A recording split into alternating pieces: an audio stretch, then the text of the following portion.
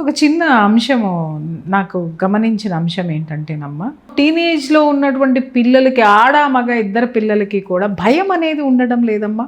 హద్దులు మీరిన ఈ స్థితిలోకి వెళ్ళిపోయిన తర్వాత ఏదైనా జరిగితే పరువు బజార్న పడుతుందనో, లేకపోతే ఏదైనా కేసులు అయితే మనం రోడ్డు మీదకి వస్తామనో, ఇలాంటి ఆలోచనలు వాళ్ళల్లో లేవు. ప్లస్ సామాజిక కోణంలో అసలు వాళ్ళు చూడడం లేదు. అంటే ఈ సమాజానికి మేము సంబంధించిన వాళ్ళం కాదు, సమాజం అనేటటువంటిది అది ఒక పదార్థం అనేటటువంటి దృక్పథంలో కూడా ఈ టీనేజర్స్, ఈ యువత ఉండడం అనేటటువంటిది నేను చూసాను. ఎస్పెషల్లీ ఇన్ దిస్ రిలేషన్షిప్ సమాజంలో లేరు కాళ్ళు. ఇప్పుడు మీరు ఎవరు ఉంటున్నారు? మీరు మీ ఇద్దరు పిల్లలు ఉంటున్నారు. అవును, అమ్మ లేదు, నాన్న లేదు, అమ్మమ్మ లేదు, నాన్నమ్మ లేదు, ఎవరు లేరు. ఉంటే వాళ్ళు అవుట్ సైడర్స్ ఏదో వస్తారు, పలకరిస్తారు, పోతారు.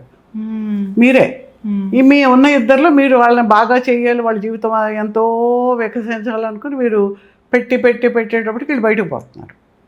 సో వీడికి సమాజంతో ఒక ప్రేమ, ఒక స్నేహము, ఒక షేరింగు, ఆ స్నేహభావం అనేది వీళ్ళు అసలు క్రియేటే కానప్పుడు ఇంక వాడు ఎవడు ఏమనుకుంటాడు అనేది కూడా ఎందుకు వస్తుంది వాళ్ళకి?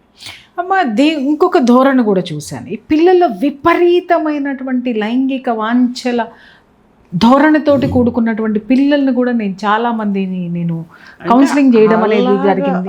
ఏమో అలా ఉన్నారు. అంటే వాళ్ళు ఎందుకు అలా తయారవుతున్నారు అనేటటువంటి దానికి కారణాలు కూడా వెతికితే మీరు అన్నట్టు హార్మోన్స్ ఇంబ్యాలెన్స్ ఒకటి చాలా తక్కువ. అమ్మ, హార్మోన్స్ ఇంబ్యాలెన్స్ చాలా తక్కువ. కానీ వాళ్ళల్లో నాకు ఎక్కువ కనిపించింది ఏంటంటే వాళ్ళ చుట్టూ ఉన్న వాతావరణం కూడా ఇలాగే ఉంటుంది.